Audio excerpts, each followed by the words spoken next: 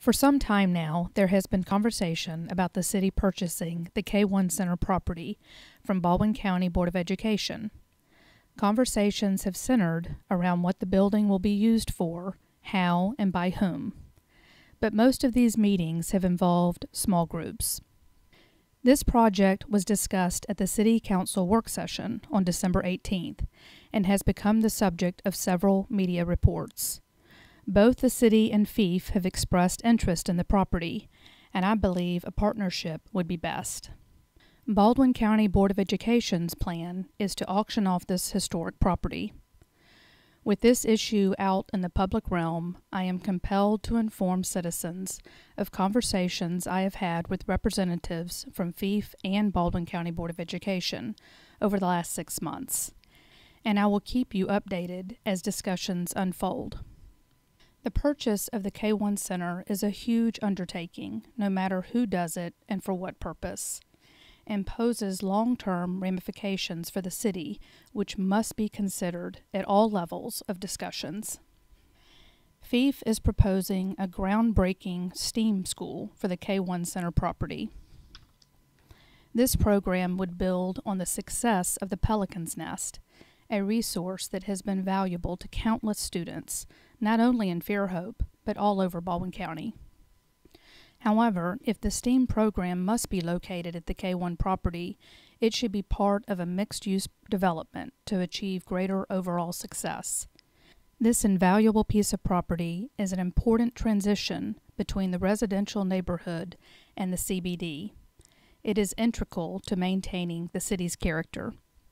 I believe that the municipal and educational purposes are the best uses for this property and reflect the intent of the original wishes of the town of Fairhope when it granted the land for $1 in the 1920s, as indicated in the articles below.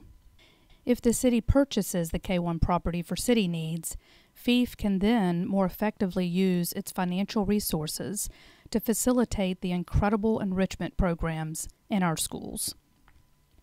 In this way, FIF would better serve the students in our city. FIF could spend far less money on building out their section of the mixed-use property to fulfill their off-site programs. Working together on a mixed-use development would ensure the financial success of both endeavors, while maximizing the use of a landmark dear to everyone's heart. In my meeting with Baldwin County Board of Education, they expressed their plan to tear down the buildings and auction the land once the title was clear. It was then that I expressed to them the value of this property to the city and the importance of allowing the entity which donated the property to begin with the right of refusal to purchase. And because the funds from the sale would be used for our Fairhope schools, everyone wins if it is sold for the best price. The Education Advisory Committee members are appointed by council and serve as a liaison between the city, the 5 public schools, and the community. The committee also oversees the purpose of the city appropriated funds for the programs that are prioritized by our principals. This helps ensure quality education for Fairhope students by funding programs that are not funded due to county shortfalls. This year, the City Council approved $350,000 of my proposed $400,000 in the 2018 budget. With less than 4 months left in the school year, our principals and teachers are patiently waiting for this distribution of funds. Incredibly, it is now being suggested the city use these funds to make payments on the debt that would be incurred to acquire the K-1 property. To be clear, I am not in favor of diverting funds from our schools. Other funding resources exist for this property. Although I have asked Baldwin County Board of Education repeatedly, I am still awaiting answers on 2 important questions in light of what has transpired since our last meeting in December. Since the funds from the sale of the K-1 property will be used for Fairhope schools, how specifically will the funds be designated?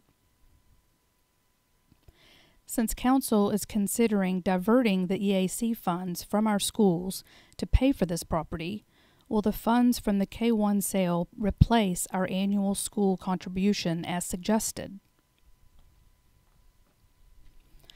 The City Council earmarked 25% of sales tax revenues to pay off city debt in 2017, which equated to $1.2 million.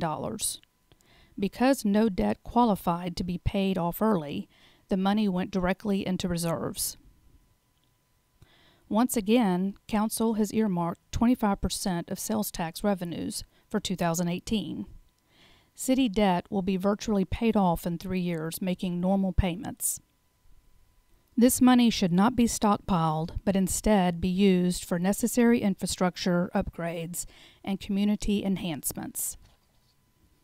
Purchasing the K-1 property is an appropriate and physically responsible use for these resources.